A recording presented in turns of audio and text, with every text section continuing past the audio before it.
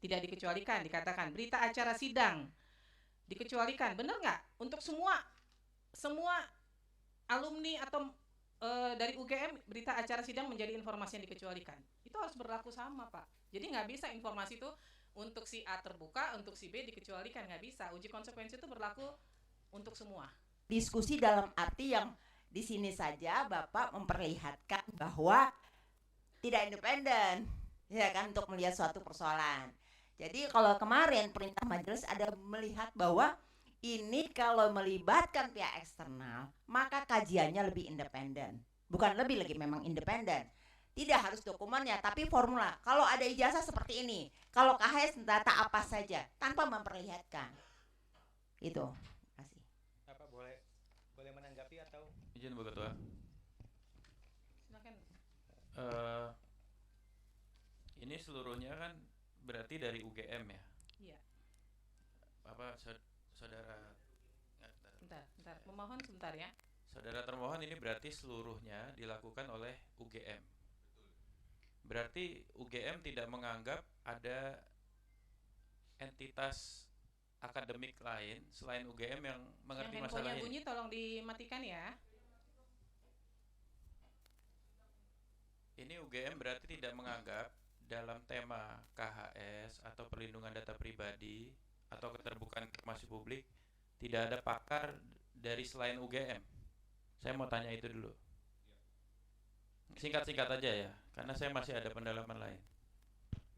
Baik, terima kasih anggota majelis. Pada prinsipnya kami tetap menganggap dan kami juga menganggap bahwa pakar dari Pakar, ada tidak kepakaran di luar UGM yang bisa memahami soal menurut UGM? untuk diuji konsekuensi ini tidak ada, tapi kalau untuk secara keseluruhan pasti ada. Namun tadi yang disampaikan. Nah, jadi begini, ini ada chauvinisme nih, ya, prestige oriented chauvinis. Jadi kebanggaan seakan-akan yang mengerti tema ini hanya orang-orang UGM. Andaikan teman-teman atau bapak ibu di UGM itu mau mempertahankan satu mazhab pemikiran saja, sebenarnya bisa kok.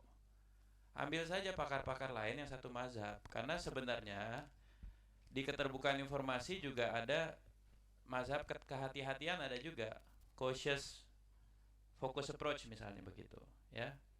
Kalau mau ambil kehati-hatian, katakanlah misalnya UGM mempertahankan ini sebagai suatu hal yang jadi apa, data pribadi. Tadi Bapak bilang, Bapak orang fakultas hukum, iya kan? Mazhab tuh bisa diambil penguatannya dari mana aja, dan masyarakat tuh bertaburan kok pakar-pakar. Jadi sebagai sebuah epistemic community, ini masalahnya ada di chauvinisme UGM nih kalau begini kelihatannya. Jadi majelis memerintahkan melakukan uji konsekuensi sekali lagi, tidak dengan satu pendapat homogen dari UGM. Ini sudah komposisi berlaku untuk semua register aqua, Pak. Gitu. Tapi kalau Bapak menganggap hanya UGM yang mengerti masalah ini masalahnya di UGM keseluruhan berarti. Ini masalah prestige oriented chauvinism. Ini chauvinisme model akademik. Ya, Pak ya. Ini andaikan Bapak mau mempertahankan satu pendapat pun, ambil dari luar UGM, itu perintah majelisnya. Gitu. Sehingga pendapat Bapak itu lebih kuat, begitu. Ya. Ini saya sudah pakai bahasa yang paling netral. Ya. Bapak mau mempertahankan silakan, tapi komposisinya tidak boleh homogen gitu. Sehingga Bapak tidak dianggap sebagai satu kesatuan korsa, tapi sebagai satu kesatuan pandangan mazhab. Oke, Bapak anggap ini sebagai suatu hal yang harus dikecualikan, nggak apa-apa. Di luar pun banyak pakar-pakar yang bisa membenarkan itu. Gitu loh.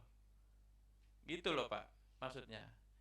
Dan tadi Ibu Ketua Majelis sudah sampaikan, jangan anggap ini sebagai satu case individu. Perlakuan Bapak terhadap semua pemilik dokumen tertentu, informasi tertentu di UGM begini, begitu loh. Dan itu didukung oleh perspektif apa? Ada tanggapan? Izin majelis menanggapi, kami tidak mempertahankan mazhab, tapi alasan kami tadi adalah kami mematuhi prinsip kehati-hatian kami. Iya, kehati-hatian itu adanya- tadi saya sebut salah Yes. satu mazhab. Cautious focus approach itu salah Iya. satu mazhab. Dan uji konsekuensi memang untuk mempertahankan mazhab. Salah Bapak kalau bilang Bapak nggak mempertahankan mazhab. Kan kebijakan rektorat harus ada. Bapak salah. Tapi dengan mempertahankan mazhab itu caranya nggak boleh begini. Ini homogen banget, nggak boleh.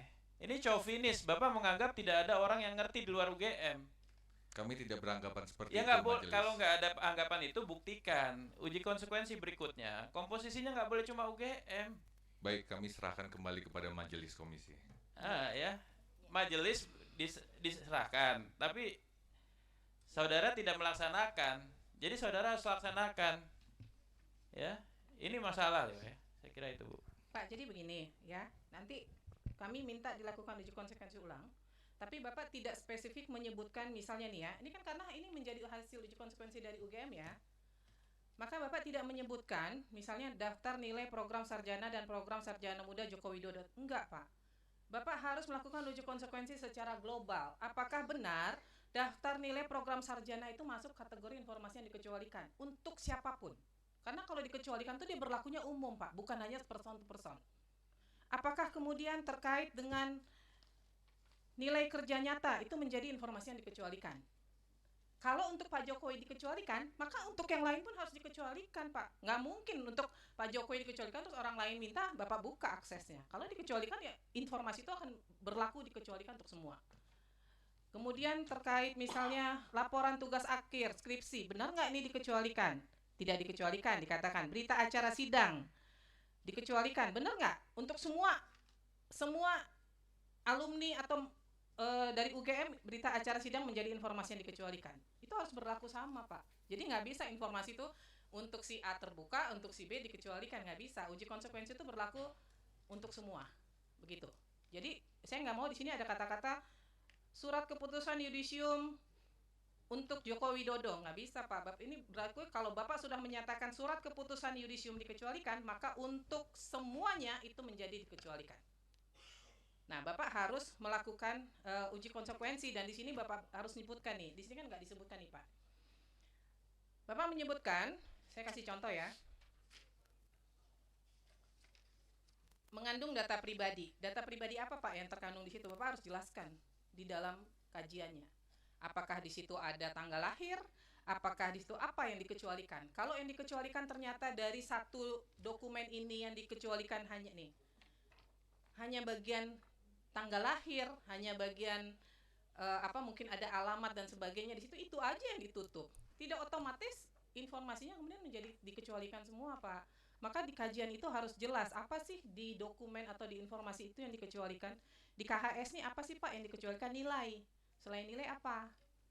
Nah, kan berarti yang nilainya saja yang ditutup.